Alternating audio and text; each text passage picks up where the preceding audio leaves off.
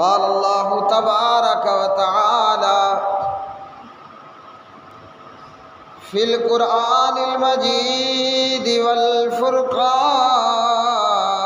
الحمید یا ایھا النبی اتقوا اللہ لا تطع الکافرین والمنافقین یا ایھا النبی اتق اللہ ولا تطع الکافرین والمنافقین ان اللہ کان علیما حکیما واتبع ما یوحی الیک من ربک ان اللہ کان بما تعملون خبیرا وتوکل علی اللہ وکفی باللہ وکیلا اللہم صلی علی محمد وعلی آل محمد کما صلیت علی ابراہیم وعلی آل ابراہیم انک حمید مجید اللہم بارک علی محمد وعلی آل محمد کما بارکت علی ابراہیم وعلی آل ابراہیم انک حمید مجید رب اشرح لی صدری ویسر لی امری واحلل عقدۃ من لسانی یفقہوا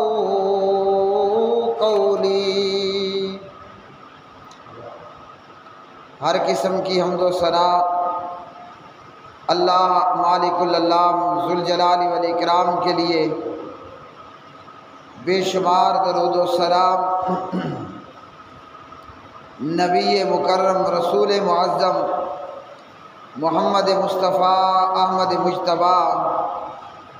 جناب محمد الرسول اللہ صلی اللہ علیہ وسلم کی مبارک ذات پہ، جسے اللہ سبحانہ و تعالیٰ نے ساری کائنات کے لیے رحمت للعالمین بنا کر مبعوث فرمایا۔ دین اسلام اور شریعت محمدیہ صلی اللہ علیہ وسلم، اللہ سبحانہ و تعالیٰ نے کل قیامت کے دن اسلام کے علاوہ کچھ بھی قبول نہیں کرنا۔ جو مسلمان کلمہ پڑھنے والا جناب نبی پاک حضرت محمد بن عبداللہ محمد الرسول اللہ صلی اللہ علیہ وسلم کی شریعت کو لے کر آیا، پیارے نبی صلی اللہ علیہ وسلم کا نمونہ لے کر آیا، آپ صلی اللہ علیہ وسلم کا اسوہ حسنہ لے کر آیا،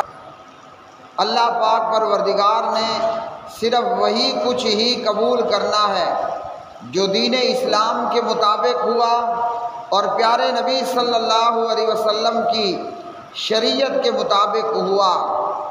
اعمال کر کے بہت سارے لوگ قیامت کے دن اللہ وحدہ لا شریک کی بارگاہ میں پیش ہوں گے، لیکن اعمال کے باوجود، تھکی ہوئی پیشانیوں کے باوجود، نشان آلود پیشانیوں کے باوجود اور بہت سارے ڈھیروں ڈھیر نیک اعمال کے باوجود اللہ کے ہاں وہ بہت زیادہ نقصان پانے والے اور خسارہ پانے والے ہوں گے۔ اللہ کے ہاں وہی کامیاب اور کامران ہوگا جو اسلام دین لے کر آیا اور کلمہ حضور محمد الرسول اللہ صلی اللہ علیہ وسلم کا پڑھنے والا، پیارے نبی صلی اللہ علیہ وسلم کا طریقہ لے کر آیا۔ جو کافر ہوگا اور جو منافق ہوگا، جو کافر ہوا اور جو منافق ہوا وہ کل قیامت کے دن میں ناکام اور نامراد ہوگا، اور جو کافروں، منافقوں، مشرکوں اور بے ایمانوں کے طریقے پر چلنے والا، کافروں اور منافقوں کی اطاعت کرنے والا ہوا، وہ بھی قیامت کے دن ناکام اور نامراد ہوگا۔ یہ دنیا کی زندگی آج ہے اور کل نہیں ہوگی، یہ دنیا کی زندگی آج ہے اور کل نہیں ہوگی۔ آج کا سورج ہم نے دیکھ لیا، ہم نہیں جانتے کہ کل کا سورج ہمیں زمین کے اوپر پڑے گا یا زمین کے نیچے پڑے گا۔ موت ایسی چیز ہے کہ جو خبر دیے بغیر اور اطلاع دیے بغیر ہر ایک کے دروازے پر دستک دیتی ہے، اور جب یہ دستک دے ڈالے تو پھر دروازہ کھولے بغیر اور اپنے ساتھ لے جائے بغیر یہ واپس نہیں ٹلتی۔ تو آج تو ہیں لیکن کل کا دن ہمیں نہیں معلوم۔ تو عقل مندی کا تقاضا یہ ہے کہ جب یہ دنیا فانی ہے، یہاں ہمیشہ نہیں رہنا، تو پھر یہاں رہ کر وہ کام کیے جائیں کہ جن سے اللہ وحدہ لا شریک راضی ہو، اور اللہ کے حبیب اور محبوب جناب محمد الرسول اللہ صلی اللہ علیہ وسلم کے طریقے پر وہ اعمال ہوں۔ مگر ہماری مصیبت یہ ہے کہ ہم نے اس دنیا کو عارضی سمجھنے کی بجائے مستقل سمجھ رکھا ہے۔ ہماری مصیبت یہ ہے کہ ہم اللہ اور اس کے حبیب صلی اللہ علیہ وسلم کی اطاعت کرنے کی بجائے ہم اللہ کی طرف سے نازل کردہ وحی الہی، وحی کی پیروی کرنے کی بجائے ہم رسموں اور رواجات کی پرواہ کرتے ہیں، ہم رسموں اور رواجات کی پیروی کرتے ہیں۔ تو اللہ سبحانہ و تعالیٰ نے سورۃ الاحزاب کی ان آیات بینات میں ہمیں یہ تعلیم دی ہے کہ اللہ کی طرف سے نازل کردہ وحی کی اطاعت اور اتباع کرنی ہے، نہ کافر بننا ہے نہ منافق، اور نہ کافروں اور منافقوں کی اطاعت کرنی ہے۔ اللہ رب الرحمن فرماتے ہیں یا ایھا النبی اتق اللہ ولا تطع الکافرین والمنافقین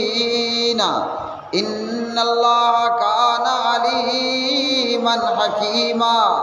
واتبع ما یوحی الیک من ربک ان اللہ کان بما تعملون خبیرا۔ فرمایا کہ اے نبی، اللہ نے اپنے آخری نبی خاتم النبیین جناب حضرت محمد بن عبداللہ محمد عربی محمد الرسول اللہ صلی اللہ علیہ وسلم کو مخاطب کرتے ہوئے فرمایا اے نبی، اللہ نے یہ نہیں فرمایا کہ یا آدم یا نوح یا ابراہیم، جیسے اللہ نے جناب نبی کریم صلی اللہ علیہ وسلم سے پہلے پیغمبروں کو جب مخاطب کیا تو اللہ نے فرمایا یا آدم اسکن انت وزوجک الجنہ۔ اللہ سبحانہ و تعالیٰ نے آدم کو آدم کے نام کے ساتھ خطاب فرمایا، مگر پورے قرآن مجید فرقان حمید میں اللہ نے جناب خاتم النبیین جناب محمد عربی صلی اللہ علیہ وسلم کو ان کا نام لے کر خطاب نہیں فرمایا، یہ نہیں فرمایا کہ یا محمد صلی اللہ علیہ وسلم، اور یہ اس طرح نہیں فرمایا کہ جیسے پہلے پیغمبروں کو فرمایا کہ جیسے یا عیسی ابن مریم، اللہ نے فرمایا یا ایھا النبی، اے نبی یعنی محمد الرسول اللہ صلی اللہ علیہ وسلم۔ تو یہ پیارے نبی صلی اللہ علیہ وسلم کا باقیوں سے بڑھ کر ادب اور احترام اور مقام، رتبہ اور شان کہ اللہ اپنے حبیب اور اپنے محبوب کو اس کا نام لے کر پکارنے کی بجائے انہیں یا ایھا النبی لے کر اللہ سبحانہ و تعالیٰ خطاب فرماتے ہیں۔ اور خالی اسی سورۃ الاحزاب میں، اسی سورت مبارکہ میں اللہ نے جناب نبی کریم صلی اللہ علیہ وسلم کو 5 مرتبہ یا ایھا النبی کہہ کر خطاب فرمایا۔ سورۃ الاحزاب، اس کا شان نزول یہ سن 5 ہجری کے آخر میں غزوہ احزاب کے زمانے میں نازل ہوئی۔ غزوہ احزاب جو کہ غزوہ خندق کا دوسرا نام ہے۔ سورۃ الاحزاب یہ غزوہ احزاب کے زمانے میں نازل ہوئی اور سن تھا سن 5 ہجری۔ غزوہ احزاب جس میں مشرکین مکہ، کفار مکہ اور قبائل عرب نے مل کر مدینہ پاک پر حملہ کر دیا، اور اس کفار اور مشرکین کے لشکر کی تعداد 10,000 تھی۔ 10,000 کا لشکر جرار احزاب کی صورت میں ساری جماعتیں اکٹھی ہو کر جناب نبی کریم صلی اللہ علیہ وسلم پر، مسلمانوں پر اور مسلمانوں کی ریاست مدینہ پاک پر یہ کافر اور مشرک حملہ آور ہوئے۔ غزوہ احزاب یعنی مختلف بہت ساری جماعتیں مل کر مدینہ پاک پر حملہ کرتی ہیں۔ غزوہ خندق بھی اس کا نام ہے کہ مسلمانوں نے مدینہ پاک کی حفاظت کے لیے ایک بہت بڑی خندق کھودی، ایک بہت بڑا نالا اور ایک بہت بڑی سرنگ کھود ڈالی مدینے کی حفاظت کے لیے اور مدینے کو بچانے کے لیے۔ تو غزوہ احزاب کے زمانے میں نازل ہونے والی یہ سورت مبارکہ سورۃ الاحزاب، اس زمانے میں مسلمانوں کے حالات نہایت مخدوش تھے۔ مسلمان اندرونی طور پر بھی اور بیرونی طور پر بھی بہت سارے مسائل کا اور بہت ساری پریشانیوں کا شکار تھے، اور یہ مشرکین مدینہ طیبہ پر، مدینہ پاک پر حملہ آور ہوتے ہیں، اور یثرب یعنی مدینے میں موجود یہودی اور مدینے میں موجود آستین کے سانپ منافقین اور یہود مدینہ وہ بھی مشرکین کا اندر رہ کر پوری طرح ساتھ دے رہے ہیں۔ تو اللہ نے اپنے حبیب پر یہ آیات نازل فرمائیں، اور اسی طرح انہی وقتوں کے اندر، اسی زمانے کے اندر نبی پاک صلی اللہ علیہ وسلم کو اللہ سبحانہ و تعالیٰ نے جاہلیت کے رسم و رواجات کو توڑ ڈالنے کا حکم دیا۔ جاہلیت کے زمانے میں بہت ساری رسم و رواجات تھیں جنہیں ان جاہلوں اور بے وقوفوں نے باقاعدہ دین اور شریعت کا درجہ دے رکھا تھا۔ تو پیارے نبی علیہ السلام کو ان رسم و رواجات کے توڑنے کا بھی حکم ہوا۔ ایک طرف سے کفار و مشرکین، منافقین اور یہود مسلمانوں پر حملہ آور ہیں، اور دوسری طرف اللہ سبحانہ و تعالیٰ نے اپنے حبیب کو جاہلیت کی رسمیں ایک ایک کر کے توڑنے کا حکم دیا، اور یہ اتنی مضبوط رسمیں تھیں کہ صرف اگر زبانی کلامی ان رسموں کو توڑنے کا کہا جاتا تو یہ رسمیں ٹوٹنے والی نہیں تھیں۔ ہمارے معاشرے کے اندر بھی بہت ساری رسمیں اور رواجات موجود ہیں، لیکن لوگوں کے ہاتھوں مجبور ہو کر وہ کام کرتے ہیں کہ اگر ان رسموں کو اور ان رواجات کو اختیار نہ کیا تو لوگ کیا کہیں گے،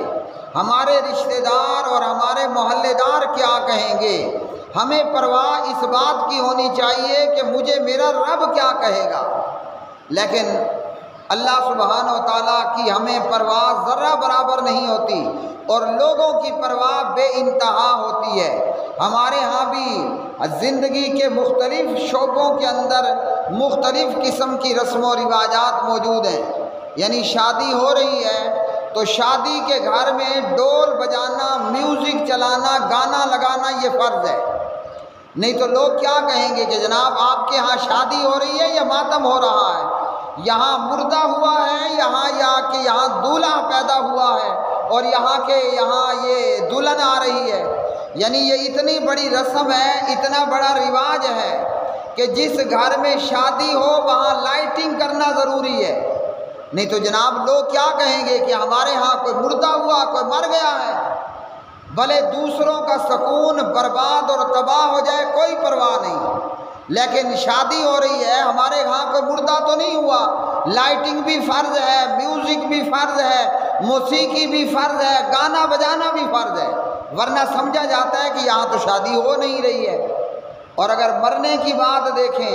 کسی کے ہاں کسی کے گھر میں مردہ ہو جائے تو وہاں پر کل اور تیجے اور ساتویں اور برسیاں اور ختم یہ سارا کچھ پڑھنا لازمی ہے، نہیں تو جناب لوگ کہیں گے کہ تمہارے گھر میں میت ہوئی، تمہارے گھر میں مردہ ہوا اور تم لوگ کل نہیں کروا رہے، ختم نہیں کروا رہے ہو۔ تو یعنی سارے کا سارا معاملہ وہ لوگوں کے اوپر ہی آ کر جڑتا ہے کہ لوگ کیا کہیں گے، لوگ کیا کہیں گے۔ ظالموں یہ نہ سوچا کہ اللہ پروردگار تمہیں کیا کہے گا، اور جب قیامت کے دن ہوں گے، قیامت کا دن ہوگا تو پھر جنہوں نے اللہ کو بھلا دیا، قیامت میں اللہ ان ظالموں کو بھلا دے گا، وہ چاہے انہوں نے خوشی میں اللہ کو بلایا یا غم کے اندر اللہ کو بھلا دیا، اللہ انہیں بھلا دے گا۔ فرمایا اللہ سبحانہ و تعالیٰ نے فَأَنْسَاهُمْ، اللہ سبحانہ و تعالیٰ انہیں بھلا دے گا جیسے انہوں نے اللہ کو بھلا دیا۔ تو جو اللہ کو بھول گئے اللہ سبحانہ و تعالیٰ نے بھی انہیں بھول جائے گا، اور یہ کہ اللہ سبحانہ و تعالیٰ ان سے ان کا اپنا آپ بھی بھلا دے گا۔ تو اللہ سبحانہ و تعالیٰ نے ان آیات بینات میں فرمایا یا ایھا النبی، اے نبی اتق اللہ، اللہ کا تقوی اختیار کیجئے، ولا تطع الکافرین والمنافقین،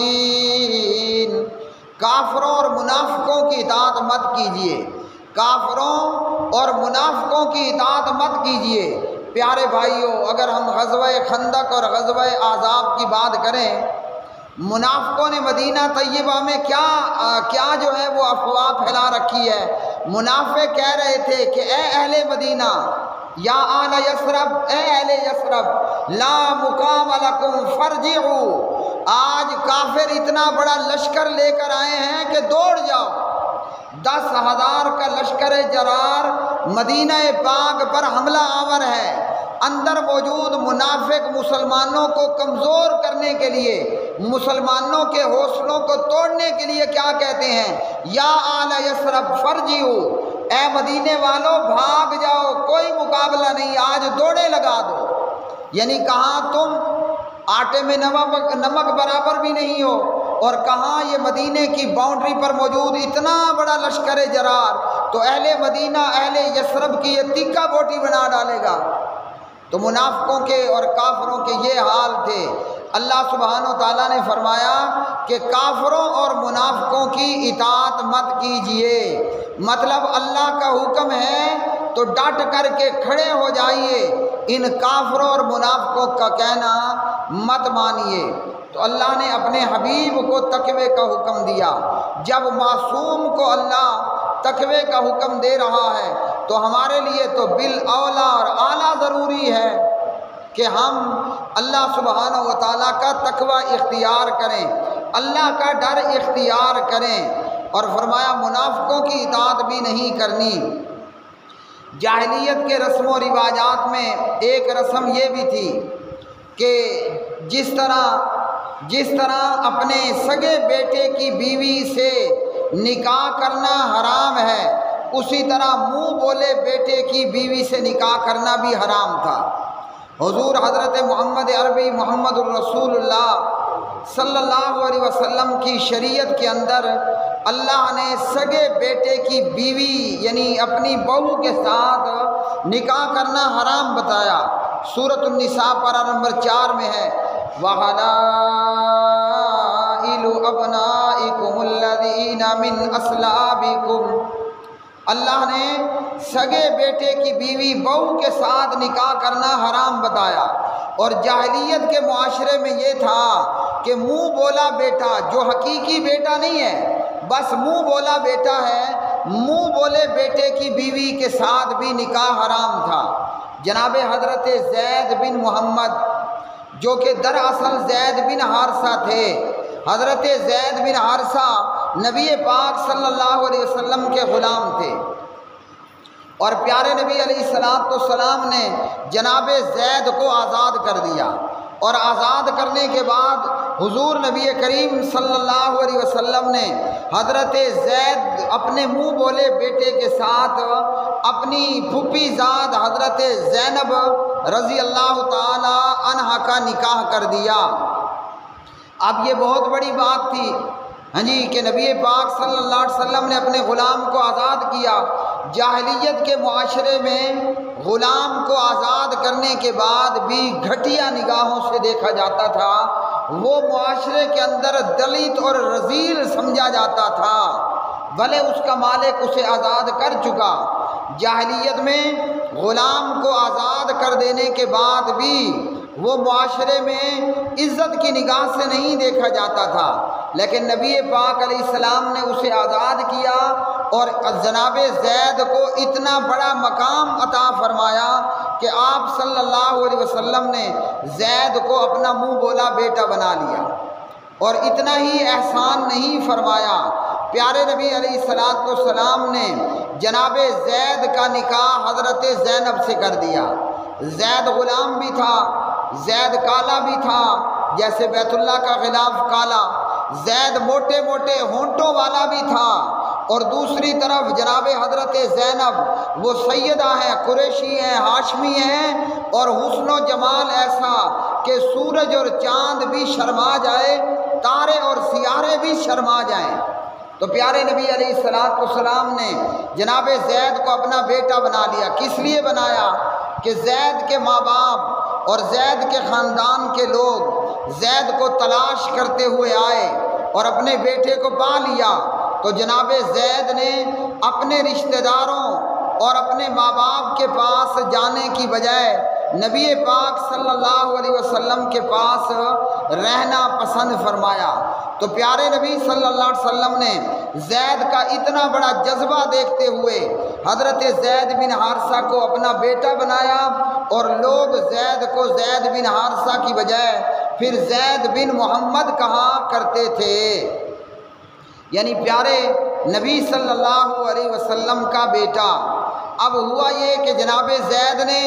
حضرت زینب کو طلاق دے دی، اور آپ حضور صلی اللہ علیہ وسلم کا دل میں زینب کی طلاق کے بعد یہ ارادہ ہوا کہ میں زینب سے نکاح کر لوں، لیکن دل میں بات آئی کہ ہمارے معاشرے کے اندر تو منہ بولے بیٹے کی بیوی کے ساتھ بھی نکاح کو حرام سمجھا جاتا ہے، تو لوگ کیا کہیں گے۔ آپ حضور صلی اللہ علیہ وسلم کے دل میں تنگی سی پیدا ہوئی کہ یہ کافر اور یہ منافق اسلام کو نشانہ بنائیں گے، تو اللہ پاک پروردگار نے اپنے حبیب اور اپنے محبوب سے فرمایا، یا ایھا النبی اتق اللہ ولا تطع الکافرین والمنافقین۔ اے نبی اللہ سے ڈریے، کافروں اور منافقوں کا کہنا مت مانیے۔ تو اللہ سبحانہ و تعالیٰ نے آپ کو فرمایا کہ اللہ کا ڈر اور اللہ سبحانہ و تعالیٰ کا تقوی اختیار کرنا ہے۔ اور جب جناب زید نے حضرت زینب کو طلاق دے دی تو سورۃ الاحزاب میں آگے چل کر ہے کہ اللہ رب رحمان نے خود ہی جناب زینب کا حضرت محمد الرسول اللہ صلی اللہ علیہ وسلم سے نکاح کر دیا۔ فلما قضى زيد منها وطرا زوجناكها لكي لا يكون على المؤمنين حرج۔ زینب کی طلاق کے بعد اللہ نے زینب کا نکاح محمد الرسول اللہ صلی اللہ علیہ وسلم سے کیا، اور اس سے پہلے نبی پاک علیہ السلام کے پاس حضرت سودا بھی ہیں، حضرت عائشہ بھی ہیں، حضرت حفصہ بھی ہیں، اور حضرت ام سلمہ بھی ہیں۔ 4 بیویاں موجود، ان سے پہلے سیدہ خدیجہ فوت ہو چکی، تو 4 کی موجودگی میں نبی پاک صلی اللہ علیہ وسلم کا یہ 5واں نکاح۔ ہم معاشرے کے رسم و رواجات کو دیکھتے ہیں، بندہ ضرورت مند ہے، شادی کرنا چاہتا ہے، اور جب شادی کا نام لیتا ہے تو لوگ کہتے ہیں ہائے ہائے ہائے، شادی شدہ ہو کر شادی کرنا چاہتے ہو، یعنی نعوذ باللہ شادی شدہ نے گویا شادی کا نام نہیں لیا، زنا کا نام لے ڈالا ہو۔ شیطان دماغ میں وسوسہ ڈالتا ہے کہ یہ تو شادی چسکے لینے کے لیے کر رہا ہے۔ بندہ پوچھے شادی ہے ہی چسکے کا نام، بندہ پوچھے کہ شادی تو ہے ہی چسکے کا نام۔ اب پیارے نبی علیہ السلام کی 4 بیویاں موجود ہیں، سودا بھی ہے، عائشہ بھی ہے، حفصہ بھی ہے، ام سلمہ بھی ہے، اور اللہ نے 5ویں جناب زینب بھی نکاح میں کر دی۔ اب لوگ کیا کہیں گے کہ جناب ایک وقت میں 5 شادیاں؟ جیسے ہمارے معاشرے کے اندر اکثر حالت یہ ہے کہ جو شادی شدہ دوسری شادی کا نام لے لے، معاشرہ نعوذ باللہ جاہل جہلا کی بات کر رہا ہوں، اہل ایمان اور اہل علم کی بات نہیں، جاہل اوف اوف کرتے ہیں اور ہائے ہائے کرتے ہیں، گویا نعوذ باللہ شادی نہ کر لی بازار حسن جا پہنچا۔ تو اس معاشرے کے اندر بھی عام طور پر ایک آدمی ایک وقت میں 4 شادیاں کر رہا ہے،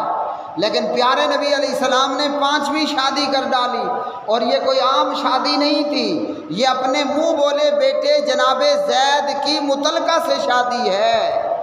تو اللہ رب الرحمن نے جاہلیت کی یہ رسم بھی توڑ ڈالی، اور اللہ نے اپنے حبیب اور اپنے محبوب کو ان لمیٹڈ شادیاں کرنے کی اجازت فرمائی۔ یا ایھا النبی انا احللنا لک ازواجک، 4 سے زیادہ ان لمیٹڈ شادیاں کرنے کی اللہ نے محمد الرسول اللہ صلی اللہ علیہ وسلم کو اجازت دی۔ ہاں، محمد عربی صلی اللہ علیہ وسلم کی امت میں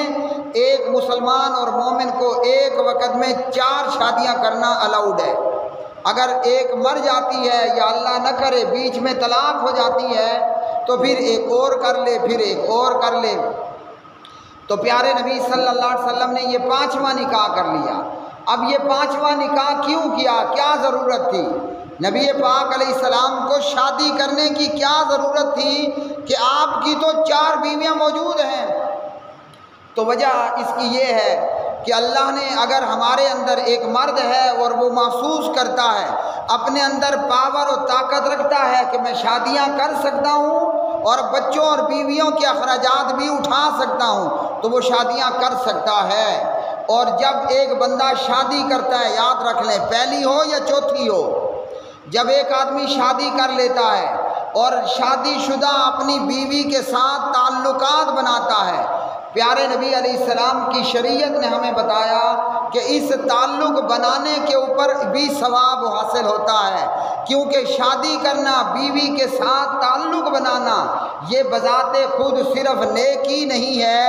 یہ نیکیوں کا پورا گڑھا ہے، پورا کوزہ ہے، نیکیوں کا پورا برتن اور پورا پتیلا ہے۔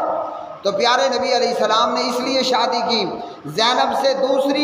زینب کے ساتھ نبی پاک علیہ السلام نے شادی کیوں کی؟ وجہ یہ تھی کہ زینب نے بہت بڑی قربانی دی تھی۔ زینب نبی پاک علیہ السلام کی پھوپھی ذات جناب زینب نے قربانی دی کہ زید کے ساتھ نکاح کرنا قبول کیا۔ اس معاشرے کے اندر آزاد شدہ غلام کو دلیت اور گھٹیا سمجھا جاتا تھا، اور پھر وہ آزاد شدہ غلام بھی ہے اور رنگ کا کالا بھی ہے، اللہ اکبر، اور جناب زینب سیدہ بھی ہے اور حسن و جمال بھی ایسا کہ سورج اور چاند کی کرنیں بھی شرما جائیں اور زینب کا مقابلہ نہ کر پائیں، لیکن چونکہ حضور کا مشورہ تھا تو جناب زینب نے قبول کیا۔ اتنی بڑی زینب نے قربانی دی اور اس کے بعد وہ طلاق بھی ہو گئی، تو قربانیوں کا بدلہ اور صلہ یہ تھا کہ نبی پاک علیہ السلام نے حضرت زینب اپنی پھوپھی کی لڑکی سے نکاح کر لیا۔ ہمارے ہاں کیا ہوتا ہے، ایک بندہ آپ کے ساتھ خیر خواہی کرتا ہے، ایک بندہ آپ کے ساتھ قربانیاں کرتا ہے، لیکن اکثر یہ ہوتا ہے کہ خیر خواہی کرنے والے کے ساتھ خیر خواہی کرنے کی بجائے وہ بچھو کی فطرت رکھنے والا وہ اپنی فطرت سے مجبور ہو کر ڈنگ مارتا ہے۔ اصول اور طریقہ یہ ہے میرے بھائی کہ جس نے آپ کا بھلا کیا آپ بدلے میں اس کا بھلا کرو، اگر بھلا نہیں کر سکتے تو کم از کم اپنے محسن کے ساتھ برا مت کرو۔ نبی پاک علیہ السلام نے جناب زینب کو ان کی قربانی کا یہ صلہ دیا، اور زینب کہا کرتی تھی اپنی سوکنوں کو، نبی پاک علیہ السلام کی دوسری بیویوں کو زینب کہا کرتی تھی اور فخر کرتی تھی کہ تم سب کا نکاح لوگوں نے کیا، تمہارے باپ اور تمہارے ولیوں نے نکاح دیا، میں زینب وہ ہوں کہ میرا نکاح حضور حضرت محمد عربی صلی اللہ علیہ وسلم سے کسی انسان اور فرشتے نے نہیں، خود اللہ نے کیا۔ اقول قولی ھذا استغفر اللہ لی ولکم ولسائر المسلمین والمؤمنین وآخر دعوانا